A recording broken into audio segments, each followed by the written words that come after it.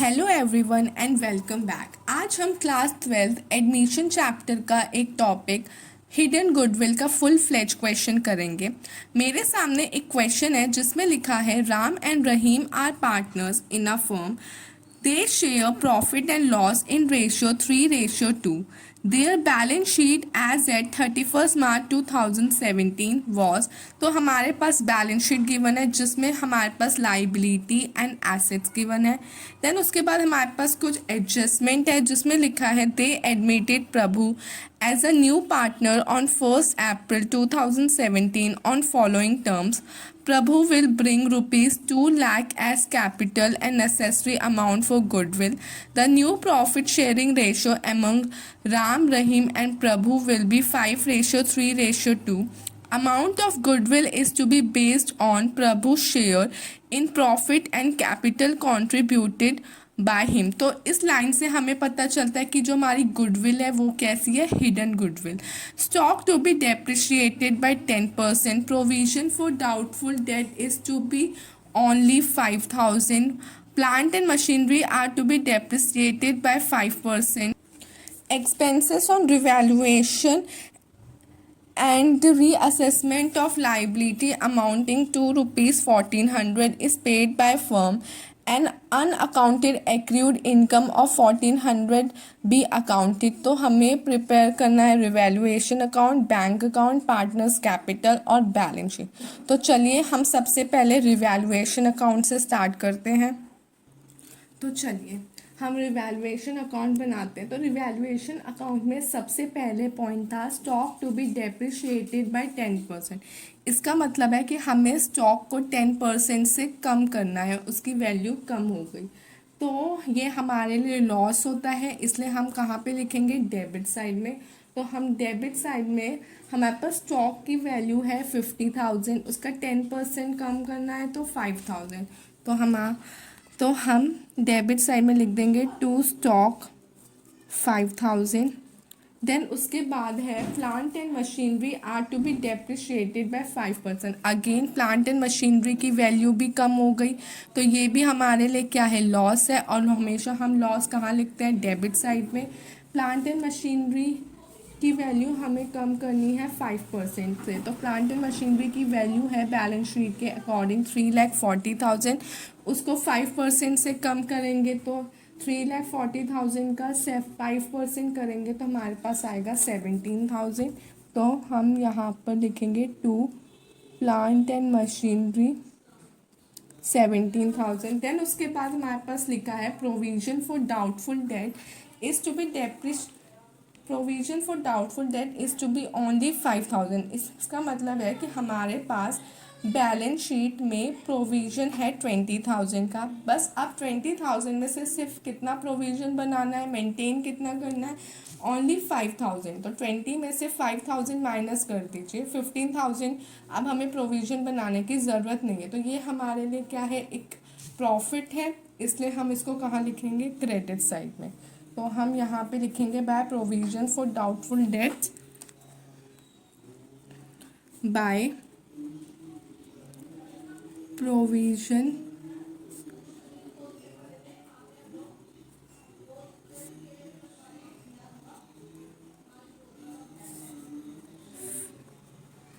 $15,000। उसके बाद है expenses on revaluation of assets and reassessment of liability amounting to 1,400 paid by 100। मतलब हमें हमारे लिए ये क्या है, लाइबिलिटी इंक्रीज हो गई क्योंकि हमको एक्सपेंसेस पे करने पड़ रहे हैं ज़्यादा। तो ये लॉस वाली सिचुएशन है, इसलिए हमें ये डेबिट साइड में लिखना है। तो हम इसे लिखेंगे टू बैंक, क्योंकि हमने पेमेंट करी है। आप ब्रैकेट में एक्सपेंसेस लिख सकते हैं, यहाँ पर आ जाएगा 1,400। उसके बाद लास्ट पॉइंट है एन अनअकाउंटेड एक्रूड इनकम। मतलब ये इनकम है हमारे लिए तो प्रॉफिटेबल सिचुएशन है, इसलिए हम उसे कहाँ लिखेंगे, क्रेडिट साइड में। तो हम यहाँ पे क्रेडिट साइड में लिख देते हैं बाय एक्रूड इनकम, और ये आ जाएगा हमारे पास अगेन 1,400। जब हम टोटल करेंगे तो हमें पता चल रहा है कि हमारी डेबिट साइड ज़्यादा है, तो हम यही वाली साइड दोनों जगह लिख लेंगे। तो इस साइड का जब आप टोटल करेंगे तो आएगा 23,400, एंड क्रेडिट साइड में भी हम लिखेंगे 23,400। 23,400 में से जब हम ये दोनों डिडक्ट करेंगे तो हमारे पास बैलेंस बचेगा 7,000। जब हमारा क्रेडिट साइड पे बैलेंस बचता है तो वो हमारे लिए प्रॉफिट नहीं होता है, लॉस होता है। इसलिए हम यहाँ पे लिखेंगे बाय लॉस ट्रांसफर टू। अब हम Ram's capital account and Rahim's capital account में ट्रांसफ़र कर देंगे इन ओल्ड रेशियो, जो कि है 3:2। तो 7,000 को 3:2 आई मीन 3/5 एंड 2/5 में जब आप डिवाइड करेंगे तो यहाँ पर आएगा 4,200 और यहाँ पर आएगा 2,800। चलिए अब हम पार्टनर्स कैपिटल अकाउंट बनाते हैं। तो पार्टनर्स कैपिटल अकाउंट का फॉर्मेट बना लिया है। अब हम सबसे पहले कैपिटल ब्रॉट डाउन करते हैं राम एंड रहीम की। हमारे पास वो बैलेंस शीट में ऑलरेडी गिवन है, तो हम हमेशा कैपिटल कहाँ ब्रॉट डाउन करते हैं, क्रेडिट साइड में।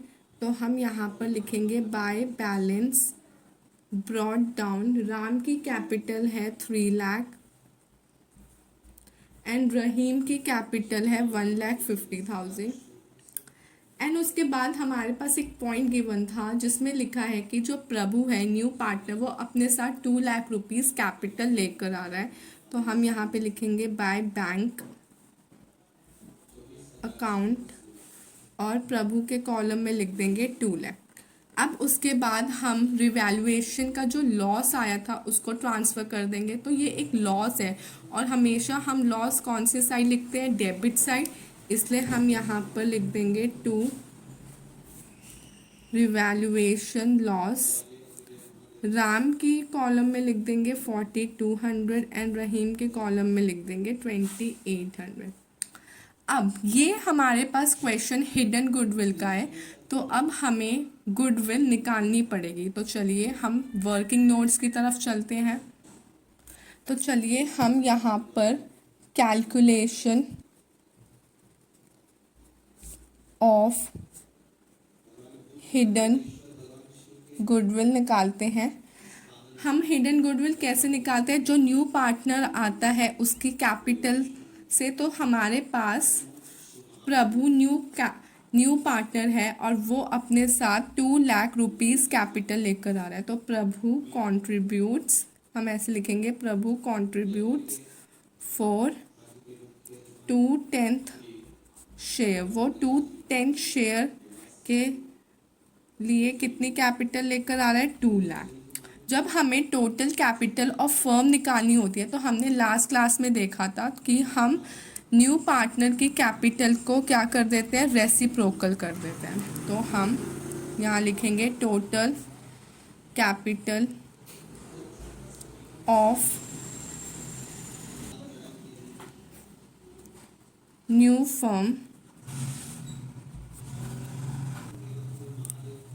जो कि है 2 लाख इंटू 10/2, ये आ जाएगा हमारे पास 10 लाख। अब हम एक्चुअल कैपिटल निकालेंगे पार्टनर्स की। तो एक्चुअल कैपिटल कैसे निकालते हैं, कैपिटल ऑफ राम रहीम। एक बात याद रखना कि यहाँ पे एडजस्टमेंट के बाद निकालनी है। एडजस्टमेंट मतलब जो भी अगर आपको जो कि आपके पास लॉस आया या प्रॉफिट आया, उसकी एडजस्टमेंट के बाद हमें एक्चुअल प्रॉफिट निकालना है। तो Ram Rahim after adjustment and प्रभु। तो राम की कैपिटल थी 3 लाख, रहीम की कैपिटल थी 1,50,000 और इनको लॉस कितना हो रहा था 7,000 का, तो हम लॉस को क्या करेंगे माइनस, एंड उसके बाद प्रभु की कैपिटल है 2 लाख। जब आप इसको सॉल्व करोगे तो आपके पास आएगा अमाउंट 6,43,000। अब हम हिडन गुडविल निकालेंगे। हिडन गुडविल कैसे निकालते हैं, total capital minus actual capital. तो टोटल कैपिटल है हमारे पास 10 लाख एंड एक्चुअल कैपिटल है 6,43,000। जब आप माइनस कर देंगे तो यहाँ पर आपके पास अमाउंट आएगा 3,57,000। ये कैपिटल हमारी फर्म, ये जो गुडविल निकली है वो हमारी क्या है, फर्म गुडविल है फर्म की। पर हमें प्रभु का शेयर निकालना है, तो प्रभु 1/5 शेयर के लिए आ रहा है, तो यहाँ पर प्रभु शेयर निकलेगा 3,57,000 का 1/5, जो कि है ₹71,400। और ये हमारी जो गुडविल है वो ओल्ड पार्टनर्स को सेक्रीफाइसिंग रेशियो में डिस्ट्रीब्यूट होती है। तो सेक्रीफाइसिंग रेशियो कैसे निकालते हैं, सेक्रीफाइसिंग रेशियो निकालने का फॉर्मूला होता है ओल्ड रेशियो माइनस न्यू। तो राम सेक्रीफाइस देखते हैं, राम की ओल्ड रेशियो है 3/5 एंड न्यू रेशियो हमारे पास तीनों पार्टनर्स की न्यू रेशियो थी 5:3:2, तो न्यू रेशियो आएगी 5/10। तो यहाँ पर सेक्रीफाइस आ जाएगा 1/10। देन उसके बाद हम रहीम सेक्रीफाइस निकालते हैं, तो ओल्ड रेशियो है रहीम की 2/5 एंड न्यू रेशियो है 3/10। यहाँ पर भी 1/10, तो 1:1 इज सेक्रीफाइसिंग रेशियो। अब हम अगेन अपने पार्टनर्स कैपिटल अकाउंट की तरफ चलते हैं। तो हमने अपनी हिडन गुडविल निकाल ली। अब हम हिडन गुडविल को जब डिस्ट्रीब्यूट करते हैं ओल्ड पार्टनर्स में, तो premium for goodwill account debit to old partners. तो यहाँ पर ओल्ड पार्टनर्स क्या हो रहा है, क्रेडिट, इसलिए हम क्रेडिट साइड में लिखते हैं by premium for goodwill account करके। तो राम के कॉलम में हम लिखेंगे 35,700 एंड रहीम के कॉलम में लिखेंगे अगेन 35,700, क्योंकि हमारी सेक्रीफाइसिंग रेशियो निकली थी 1:1। अब उसके बाद हम क्या करेंगे, बैलेंस करेंगे। तो हमें पता है कि क्रेडिट साइड का बैलेंस ही ज़्यादा है, तो जब हम बैलेंस करेंगे तो यहाँ पर आएगा 3,35,700, यहाँ पर आएगा 1,85,700 एंड यहाँ पर आएगा 2 लाख। हम यहाँ पे भी सेम लिखेंगे 3,35,700, 1,85,700 एंड 2 लाख। अब यहाँ पर हमारे पास बचेगा बैलेंस, तो हम यहाँ पे लिखेंगे टू बैलेंस ब्रॉट डाउन। यहाँ पर बचेगा 3,31,500, 1,82,900 एंड यहाँ पे 2। तो ये हमारा था पार्टनर्स कैपिटल अकाउंट। अब हम अपनी बैलेंस शीट बनाते हैं। तो अब हम बनाएंगे balance sheet of new firm as at 1 April 2017। तो सबसे पहले हम यहाँ पर लिखेंगे cash at bank. Cash at bank, तो हमारे पास ऑलरेडी कैश था 1,20,000, बट अब उसके साथ जो न्यू पार्टनर है वो कैपिटल भी कैश में लेकर आया है। तो ये सब ऐड करने के बाद आपके पास हो जाएगा 3,90,000। देन उसके बाद हम लिखेंगे यहाँ पर स्टॉक, जो कि हमारे पास स्टॉक 50,000 का था, बट हमारी उसकी वैल्यू कम हो गई थी। 50,000 में से 5,000 माइनस करेंगे तो यहाँ पर आ जाएगा 45,000। देन हम लिखेंगे डेटर्स, जो हमारे पास थे 2 लाख के, बट अब हमें इसमें से प्रोविज़न माइनस करना है सिर्फ 5,000 का, तो यहाँ पर आ जाएगा 1,95,000। देन उसके बाद हमारे पास प्रीपेड एक्सपेंसेस जो ऑलरेडी बैलेंस शीट में लिखा हुआ था 1,400।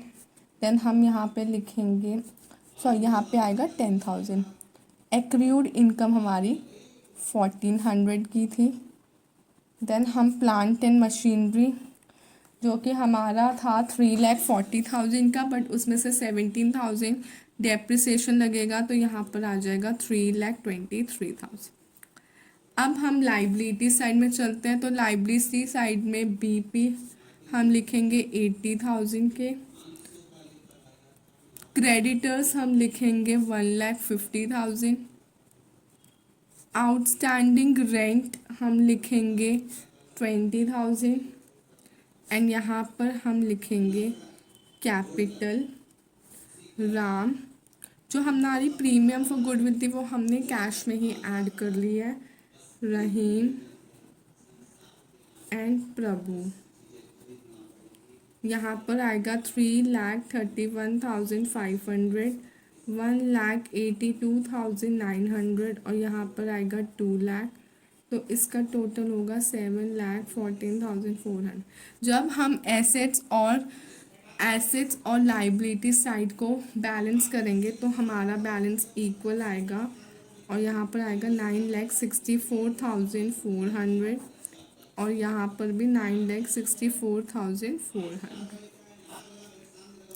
अब लास्ट हमें अकाउंट बनाना है बैंक अकाउंट, तो हम बैंक अकाउंट बनाते हैं।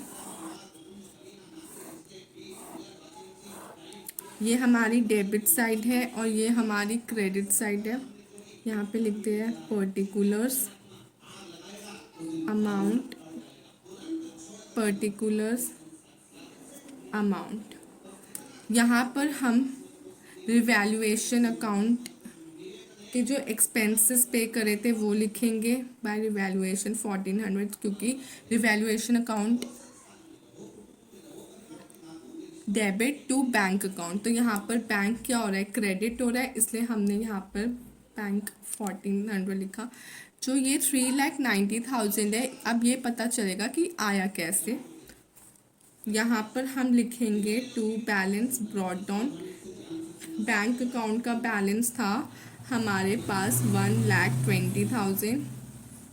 देन उसके बाद प्रभु कैपिटल वो कैसे लाया था, कैश में, आई मीन बैंक के थ्रू, तो यहाँ पर आ जाएगा 2 लाख और यहाँ पर प्रीमियम फॉर गुडविल आ जाएगी 71,400। जब आप बैलेंस करेंगे तो यहाँ का आ रहा है 3,91,400, यहाँ पे भी वही लिखेंगे 3,91,400 और यहाँ पे हमारा बैलेंस बचेगा 3,90,000 जो हमने यहाँ पे लिख लिया। तो हमने इसमें capital, premium for goodwill already add कर चुके हैं। तो आई होप आपको ये क्वेश्चन समझ में आ गया हो। ऐसे ही और वीडियोस के लिए लाइक, शेयर एंड सब्सक्राइब करिएगा। Thank you.